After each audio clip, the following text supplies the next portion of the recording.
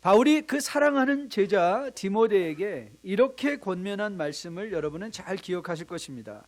디모데후서 4장 1절 2절 말씀인데요, 우리 같이 한번 읽어볼까요? 같이 한번 읽습니다.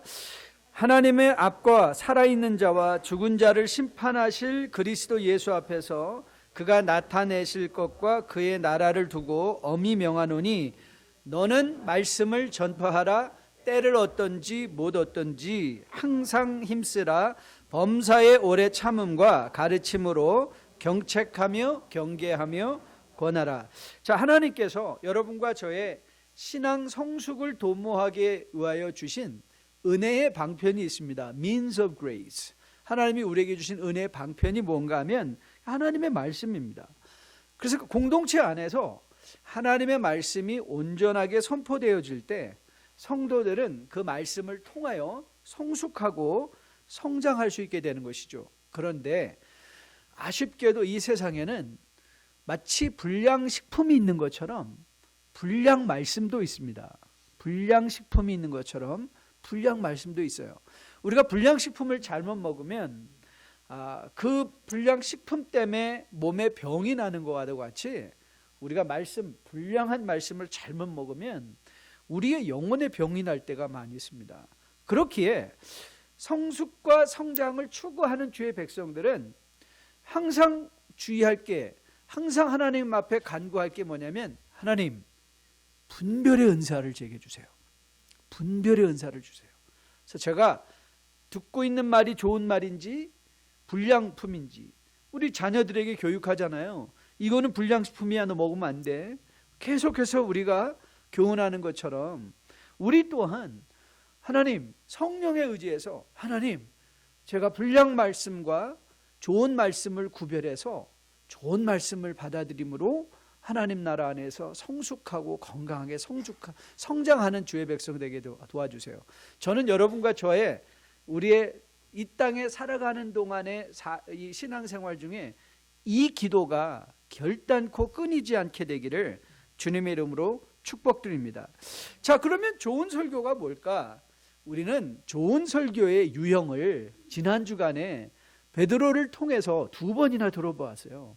베드로의 2번 설교를 보면서 뭐가 정말 좋은 설교인가, 좋은 설교인가, 우리가 최종적으로 내린 결론, 좋은 설교의 내용에 그리고 결론에 예수 그리스도가 있다.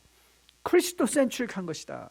그러니까 여러분들이 설교를 들으면서 이 말씀이 예수님을 향한 나의 마음을 어떻게 북돋는가, 예수님을 향하여 가고자 하는 나의 마음에 막는 죄들을 어떻게 보여주나, 이런 것들이 좋은 거예요. 그러니까 즉 다시 말하면 설교는 설교했기 때문에 막 내 마음이 뜨거워져 가지고 이거 하자 저거 하자 이런 것도 중요하지만 설교의 가장 첫 번째, 하나님 말씀의 가장 첫 번째 목적은 여러분들의 심령이 주께로 향하게 하는 거예요.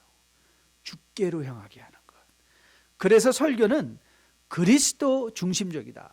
크리스도 센트릭한 것이 중요한 것이다. 그래서 우리가 베드로 설교와 더불어 살펴보았던 기사와 이적에 대해서 우리가 보았죠. 우리 사도행전에 많은 기적과 이사가 있었다고 누가는 이미 우리에게 소개했어요. 많이 일어났어요. 그런데 누가는 그 초대교회에 일어난 많은 기적과 이사 중에 그가 가장 먼저 선택한 게 뭐라 그랬죠? 성전 미문에 앉아있던 안진뱅이를 일으키는 사건이었어요. 자, 그 사건의 의미가 무엇인가를 우리 이미 깊이 살펴보았죠. 근데 여러분 한번 생각해 보세요. 사람을 모으는 게 정말 목적이었다면, 여러분 이런 초자연적인 현상이 일어난 것을 빌미로 해서, 야, 저기에 가면 사람이 안진뱅이가 일어나는데 가보자. 그거 아니에요? 야, 저기에 가서 기도하면 복권이 자주 터진대더라. 가보자. 이게 아니라, 이런 기적과 이사가 한 번도 교회와 메시지의 중심이 되는 것이 아니라 예수가 중심이 되는 거죠. 그렇죠? 그래서 누가는 의도적으로 이 사람이 40여 세나 되었지만 이 사람이 누군지, 어떤 집안 사람인지, 어떤 삶을 살았는지에 대해서 의도적으로 이름도 밝히지 않는 이유가 거기 있는 거예요. 왜요? 이 사람의 목적은 뭐예요? 그 사람이 누구냐가 아니라 그 사람이 가리키고 있는 예수를 보라는 거예요. 그게 표적이에요. 표적. 여러분, 그러니까 교회에서 목사도 마찬가지고 누구나 할 것 없어요. 교회 경건한 누가 여러분이 알고 누가 있다 그러면 그 사람이 정말 경건한지, 그 사람이 정말 온전한 것인지 어떻게 판단하면 되는 줄 아세요? 그를 바라보았더니 예수가 보여. 나는 예수님이 너무 좋아.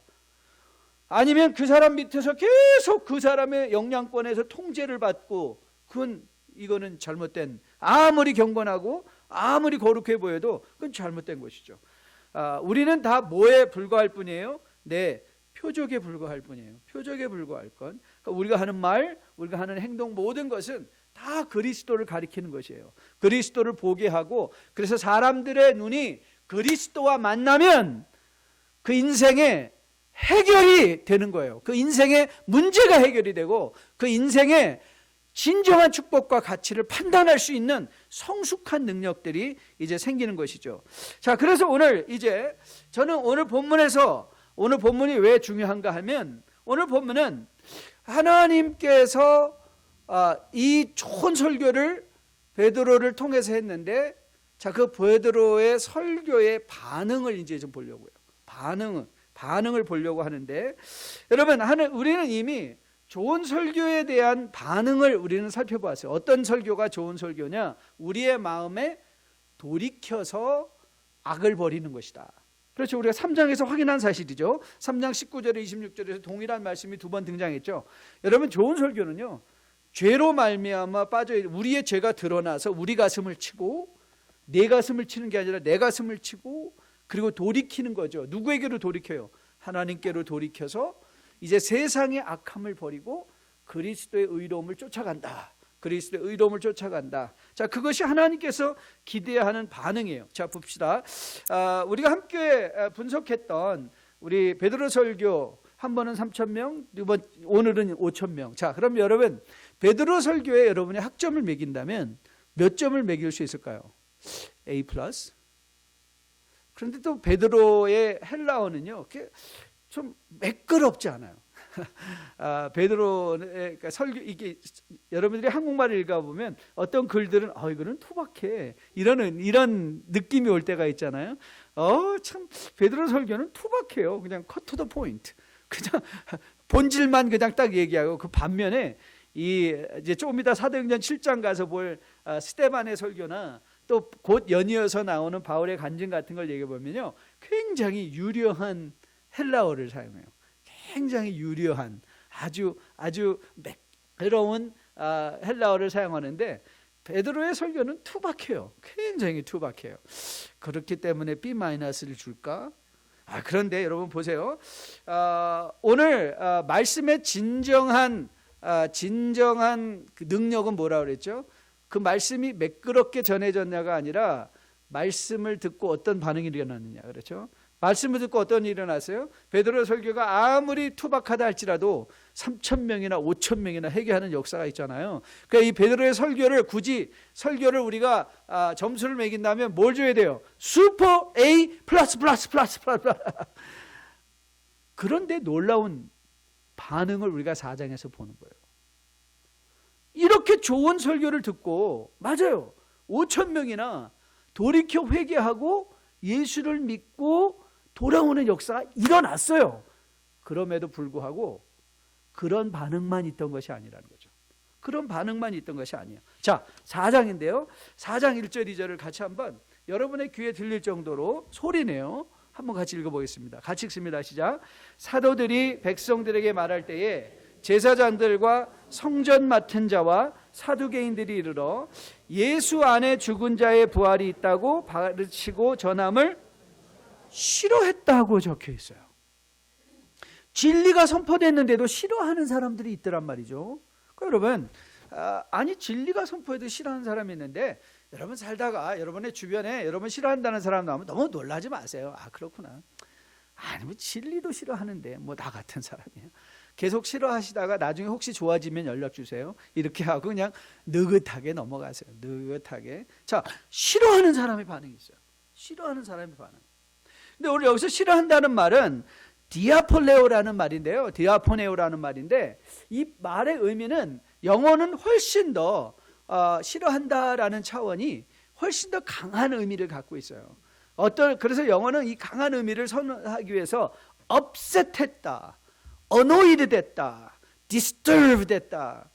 그중에 upset 이 말을 듣고 이 사람들이 싫어한 정도가 아니라 I'm upset 그러는 거예요. 나 지금 정말 화가 나서 그 말 듣고 화가 날 정도까지 되었다는 사실을 보게 돼요. 여러분, 만일 여러분이 어떤 말을 들었는데 여러분의 마음이 그냥 upset이 돼버렸어요. 그럼 그게 좋은 말일까요? 나쁜 말일까요? 대부분의 경우는 나쁜 말이었을 거예요. 그렇죠? 그런데 우리는 이미 결정하지 않았나요? 아니, 베드로의 설교는 좋은 설교였는데, 점수를 매길 수 없는 슈퍼 A 플러스였는데, 아니 왜 이 설교를 싫어하는 사람이 있을까? 왜 이 설교를 듣고 화내는 사람이 있을까? 저는 바로 이 이유가 누가가 이 본문을 여기에 기록한 거라고 저는 믿어요. 제3자의 입장으로 오늘 이 베드로의 설교를 싫어하는 사람들은 왜 그 설교를 싫어했는가를 살펴보자는 거예요. 그래서 그들이 왜 설교를 싫어했는가를 보면서 혹이라도 우리가 그런 생각을 갖고 말씀을 보고 있지는 않는가, 우리 스스로를 돌아보자. 나는 어떻게 말씀을 듣고 있는가. 그래서 저는 여러분과 저가 오늘 이 좋은 생명의 복음의 말씀을 듣고도 싫어했던 사두개인들이 우리가 한번 보면서, 성전 맡은 자들과 사두개인들을 보면서 말씀을 듣는 여러분과 저의 자세를 점검해 볼 수 있는, 그리고 진정한 좋은 설교를 분별해낼 수 있는 영적인 권능이 여러분과 저에게 임하는 귀한 이 시간 되기를 주님의 이름으로 축복드립니다. 자, 가장 먼저 우리는 이 본문에 등장한 사람이 성전 맡은 자들과 사두개인들이었다, 영적 지도자였다는 사실로부터 출발을 하려고 해요. 특별히 사두개인들에 대해서 살펴보려고 해요. 여러분, 이 사두개인들은요, 당시 통치자였던 로마 정권과 타협했던 사람들이에요. 그러니까 다시 말하면 이 이스라엘에서 사두개인들이 로마의 지도자들과 직접적으로 니고시에이트하고 그들의 말을 듣던, 예를 들면 우리 한국식으로 예를 든다면 친일파 기득권자들, 이렇게 생각하시면 아주 쉬울 거예요. 친일파들이었어요. 그런데 이 사람들은요, 대제사장들이 사두개인들에서 나왔어요. 참 아이러니하죠. 친일파, 우리 교회, 한국의 교단을 담당하는 가장 그 파워풀한 사람들이 한국 교회를 대표하는 교회를 다는 게 바로 친일파다. 그러면 그 이해가 안 가잖아요. 그런 현상이 일어난 거예요. 그러니까 사두개인들 중에서 그 해에 대제사장들이 선출되고는 했어요. 그런데 이 사두개인들은요, 이성주의자들이에요. rationalist. 즉 다시 말하면 사람이 한번 살다 죽으면 그렇고 말이지, 무슨 죽은 후에 부활이냐. 여러분, 주님이나 바울도 그래서 바리새인들과 사두개인들 간에 교리적 알력이 있었어요. 신학적 알력. 그러니까 이 사두개인들은 완전 이성주의자들이거든요. 그러니까 자기들이 이성으로 이해하는 것 외에 다른 거는 불가능하다 이 말이에요. 그러니까는 바울이나 예수님께서 그 어려운 시간을 잠깐 모면하려고 할 때 바리새인들하고 사두개인들하고 싸움을 붙여요. 뭐 때문에? 이 부활 때문에. 영적 이 부활의 사건을 가지고 싸움을 붙여서 슬쩍 빠져나가는 경우를 우리가 종종 보고는 해요. 여러분, 참 이상하지 않습니까? 아니, 이들이 대제사장에서 인간들의 죄악에 대한 문제들을 해결하는 사람들인데 부활을 안 믿어요. 인간이 영적 존재, 그러니까 인간은 육체적인 것 외에 다른 거는 존재하지 않는다. 너의 눈에 보이는 게 전부야. 땡. 죽으면 끝이지. 이런 사람들이 대제사장을, 이 성전을 책임지고 있다는 거, 이거 참 아이러니한 사건이죠.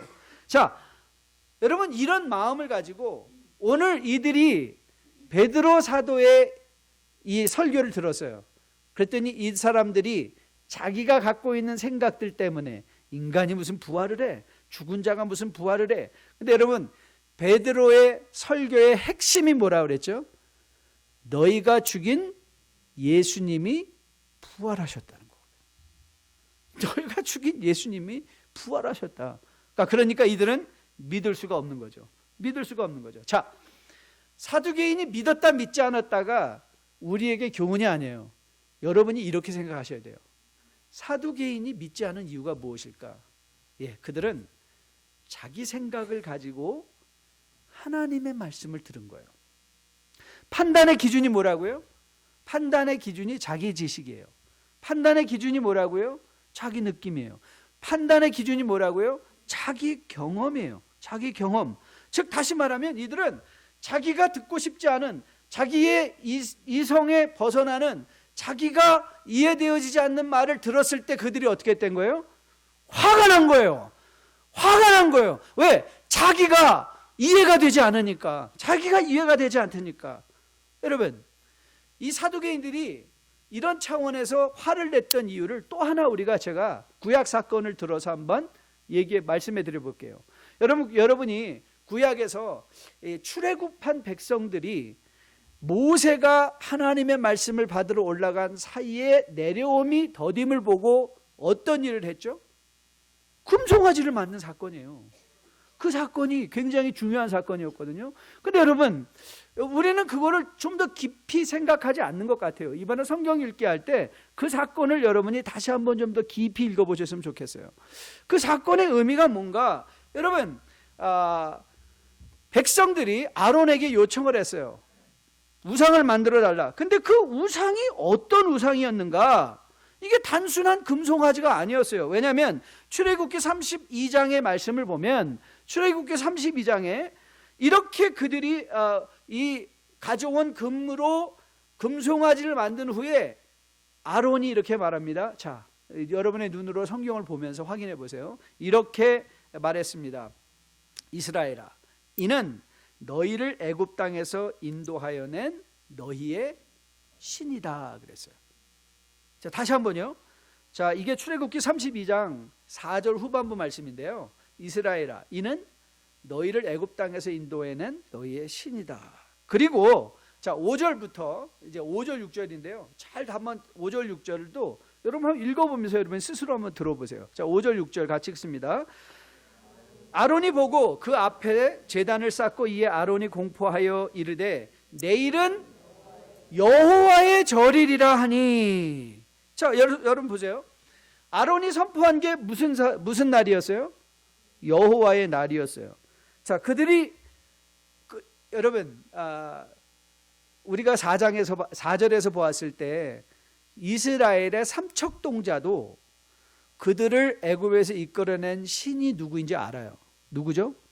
하나님이요. 하나님인 거 다 알고 있어요.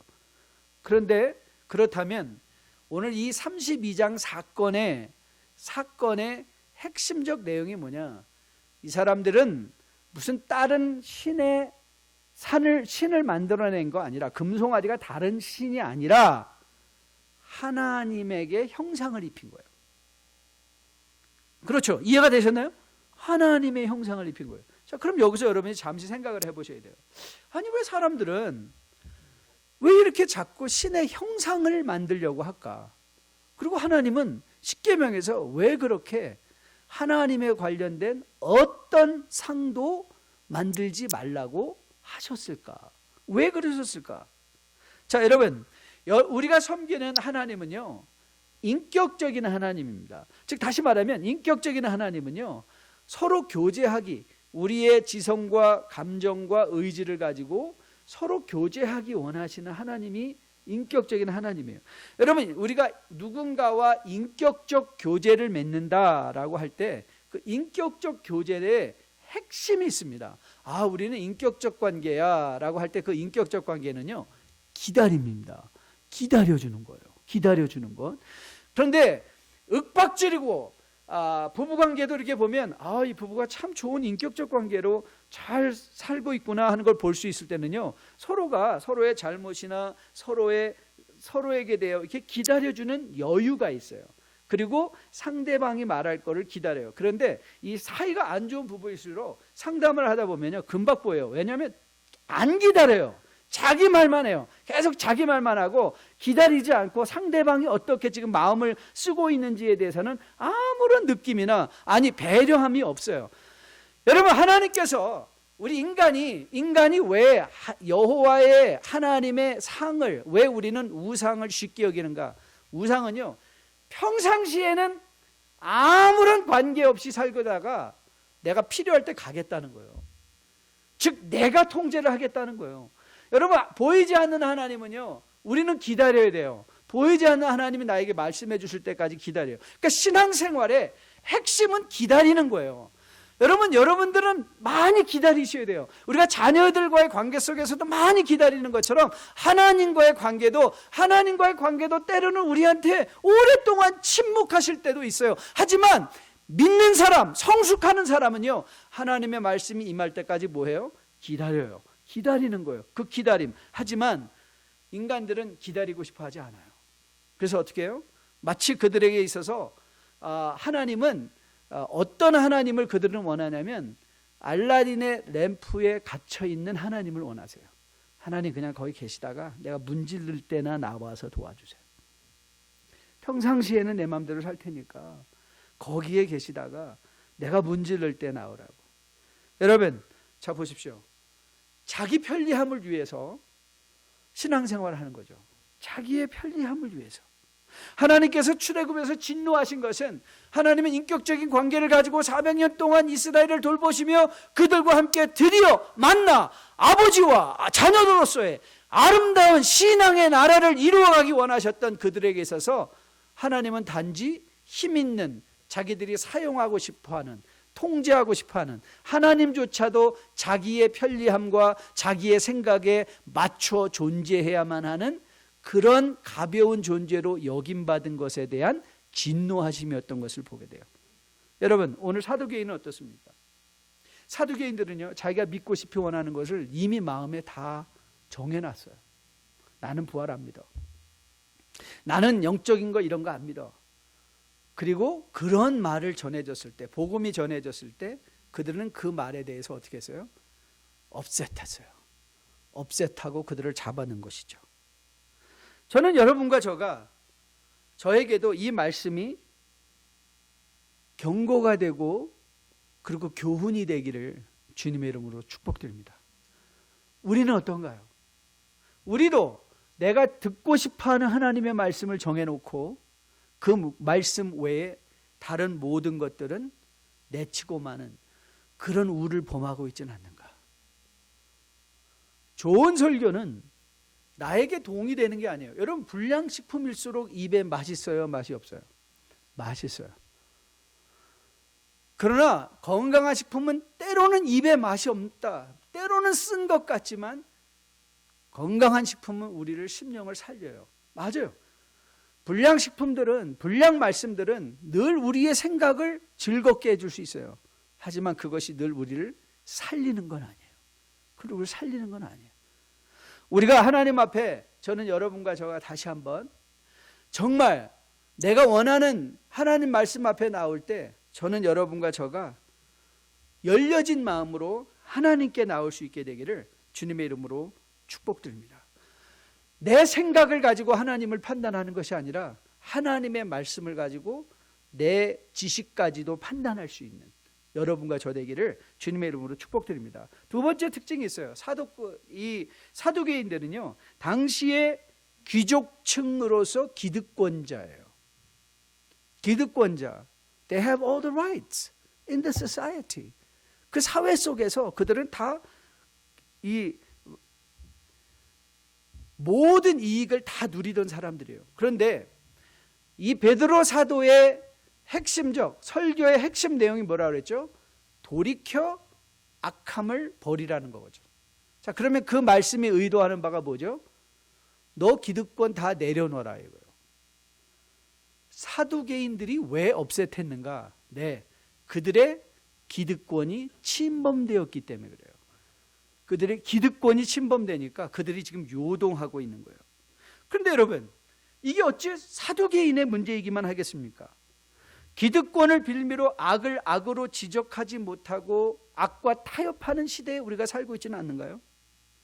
그래서 강단의 메시지도 적당히 세상과 타협하고 적당히 쉽고 적당히 재밌고, 혹이라도 세상과 타협하지 말고 믿음을 지켜보라고 하면 네가 가서 살아봐라, 세상이 얼마나 힘들지 않냐 하면 마음에 업셋하고 이렇게 고루하고 이렇게 지루한 교회는 다니고 싶지 않다. 그래서 더 편하고 더 화려한 믿음 생활을 하기를 원하는 게 시대의 문제가 아닐까요? 바로 그것이 사두개인의 문제들이었습니다. 사두개인의 문제. 이들은 자신의 기득권이 침해당하기 시작하자 너희들 돌이켜야 된다. 너희 있던 그 자리에서 내려와야 된다. 라고 했을 때 이들은 그 말씀을 내려놓지, 자기의 기득권을 내려놓고 싶지 않았습니다. 그래서 그들은 분노했습니다. 그래서 또 분노했습니다. 여러분, 근데 또 재미있는 포인트가 하나 있습니다. 사두개인들이 이 복음의 생명의 메시지를 듣고도 그들이 업셋했던 이유를 사도 요한이 요한복음 11장에서 이렇게 밝혀주고 있습니다. 자, 한번 들어보십시오. 요한복음 11장 47절 48절 말씀인데요. 이에 대제사장들과 바리새인들이 공회를 모으고 이르되 이 사람이 많은 표적을 행하니 우리가 어떻게 하겠느냐. 자, 48절 같이 읽습니다. 시작. 만일 그대로 두면 모든 사람들이 그를 믿을 것이요 그리고 로마인들이 와서 우리 땅과 민족을 빼앗아 가리라 하니. 여러분, 여기서 지금 여러분 이 대제사장이나 이 바리새인들 중에 대제사장이라고 할 때 이들은 사두개인일 가능성이 많은데요. 자, 48절에서 여러분이 듣는 게 뭐죠? 나라 걱정이에요. 나라 걱정하고 있어요. 혹이라도 이들이 일어나가지고 밀란을 일으키거나 소란을 일으켜가지고 로마 사람들이 와가지고 우리를 잡아서 이제는 그들의 통치에 가면, 지금 이 이스라엘은, 유다는 그래도 약간의 로마의 관계 속에서 자유, 어느 정도 허용된 종교적 자유를 누리고 있었거든요. 그것마저도 빼앗기면 어떡하냐. 그러면서 이들이 나라 걱정을 하고 있는 것을 보게 돼요. 여러분, 이 베드로의 메시지, 아니 모든 설교의 메시지, 돌이켜 악함을 버리고 주님을 믿으라 하는 이 말씀 속에는요, 기존의 질서를 파괴하고 사회 혼란을 가져올지 모르는 메시지가 숨겨져 있다고 생각하기 때문에 사두개인들은 업셋한 거예요. 근데 제가 이제 30일 날 잠언 30장을 어제 읽었는데요, 잠언 30장에 이런 기가 막힌 말이 나와 있더라고요. 스스로 깨끗한 자로 여기면서도 자기의 더러운 것을 씻지 아니하는 무리가 있다. 스스로 깨끗한 척. 여러분, 인간의 문제가 뭔지 아시죠? 인간의 문제는요, 자기가 스스로 다 옳다고 생각하는 거예요. 자기가 스스로 다 깨끗하다고 생각하는 거예요. 그러니까 자기 생각을 안 내려놓으려고 해요. 하나님 말씀 앞에 자기 생각을 내려놓아야 되는데 내려놓지 않으려고 해요. 여러분, 우리가 사두개인을 통해서 다시 한번 깨닫는 게 뭐죠? 여러분, 성경적으로 겸손한 게 뭔지 아세요? 무슨 목소리가 나긋나긋하고 행동이 유약해 보이고 하는 게 겸손이라고요? 아니에요. 성경이 말하는 겸손은요, 하나님께 열려진 마음을 갖는 거예요. 하나님께 열린 마음. 우리 이번 회개년도 표 아닙니까? 즉 다시 말하면 나는 이걸 주장하고 싶은데 하나님의 말씀이 아니라 하시면, 이걸 꼭 내가 하고 싶은데 하나님의 말씀이 아니라면, 이것이 꼭 내 생각하기에는 맞는 것 같은데 하나님의 말씀이 아니라면 뭐 해야 돼요? 포기하는 거예요. 오늘 사두개인들의 문제는 뭐예요? 하나님의 말씀을 그들이 들었어요. 너희들이 죽인 예수 그리스도가 부활하셨다. 이제 너희는 돌이켜 악함을 버리고 너의 생각과 너의 이성과 너의 지식과 너의 경험과 이 모든 것을 내려놓고 이제 하나님의 백성으로 거듭나 새로운 하나님 나라의 시민으로 세워질 수 있도록 주 예수를 믿으라. 그런데 자기들 생각에는 열려있고 하나님 말씀에는 닫혀있던 사두개인들은요, 하나님의 백성들을 옥에 오히려 잡아놉니다. 저는 오늘 이것이 여러분과 저에게 큰 교훈으로 다가올 수 있게 되기를 주님의 이름으로 축복드립니다. 그리고 한번 스스로에게 물어보세요. 나는 얼마만큼 하나님 말씀 앞에 열려 있는가? 나는 얼마만큼 하나님 말씀 앞에 열려 있는가? 여러분, 하나님 말씀 앞에 열려 있다는 거는요, 우리가 매일 하나님 말씀도 읽지 않으면서 하나님 말씀 앞에 열려 있어요. 이건 말도 안 됩니다. 그리고 저는 여러분에게 감히 정말 교훈드리고 싶어요. 격려하고 싶어요. 여러분, 하나님의 말씀을 이해되지 않든 한번 지속적으로 계속해서 성경 일독하는 거 아닙니다. 성경은 평생 동안 우리가 읽는 하나님의 말씀인데, 오는 금요일 날 이 계시록 말씀 10장을 나누면서 제가 그 말씀을 좀 나눌 거예요. 성경에 대해서 말씀을 나눌 건데요. 여러분들이 하나님 말씀을 지속적으로 일관되게 계속해서 읽다 보면요, 어느 순간에 하나님께서 우리에게 말을 걸어오시는 것이 들리기 시작해요. 성령의 말씀으로. 그리고 우리가 처한 우리의 마음 상태까지 돌아보시면서 우리가 처한 삶의 현실을 그걸 보게 하시면서 과연 어떤 것이 하나님을 기쁘시게 할 것인가, 그걸 우리로 하여금 보게 하는 거죠.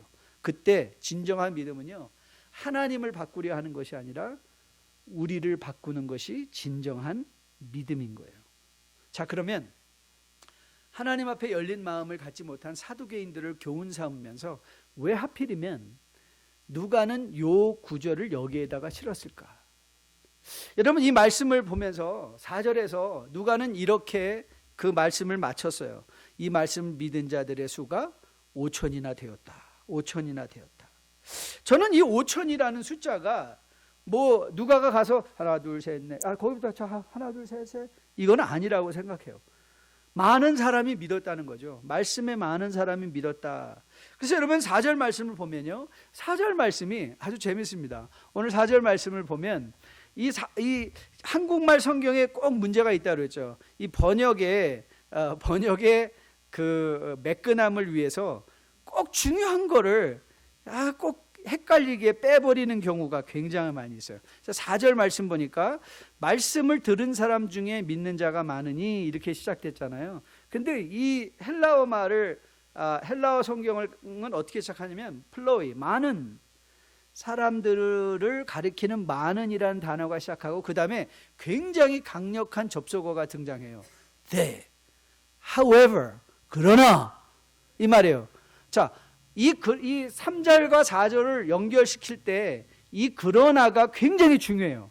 자, 그러나가 3절에서는 어떤 일이 일어났어요? 사두개인들이 그 가르치는 것, 부활을 전하는 것을 싫어해서 감옥에 베드로와 요한을 어떻게 했어요? 가두었어요. 그들을 가두었어요.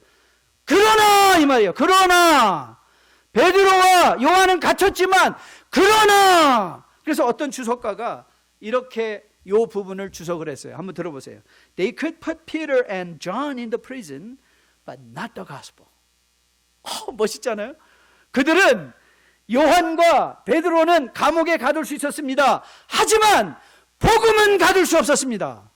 복음은 가둘 수 없었습니다. 여러분, 이 사도행전 4장 이 말은요, 이제 앞으로 사도행전이 열려갈 모든 사건의 요약본이에요. 맞아요. 사람들은 계속해서 제자들을 핍박하고 교회를 핍박하고 그리고 사람들을 옥에도 가두고, 바울의 경우를 보면 40대의 한 대를 가만, 이 39대의 때를 5번이나 맞고 난파하고 굶고, 맞아요. 복음을 전하는 사람은 맨날 고생만 하는 것 같아요. 그런데 복음의 역사는 계속돼요. 복음의 역사는 계속돼요. 그게 하나님 나라의 일이래요. 그러니까 오늘 보면 이런 교훈을 우리에게도 주는 것 같아요. 여러분들 그렇게 생각하죠? 아유, 이거 뭐 교회가 이래서 되겠어? 한국교회 문제야. 한국교회는 망한 것 같아. 여러분, 망하지 않았어요. 걱정하지 마세요. 걱정하지 마세요. 비록 우리 눈에 복음이 막히는 것 같고, 사람은 감옥에 들어가는 것 같고, 사람들은 타락하는 것 같고, 쓰러지는 것 같고, 교회가 힘없이 휘청거리는 것 같지만 복음은 전해지고 있다는 것을 기억하세요. 복음은 전해지고 있어요.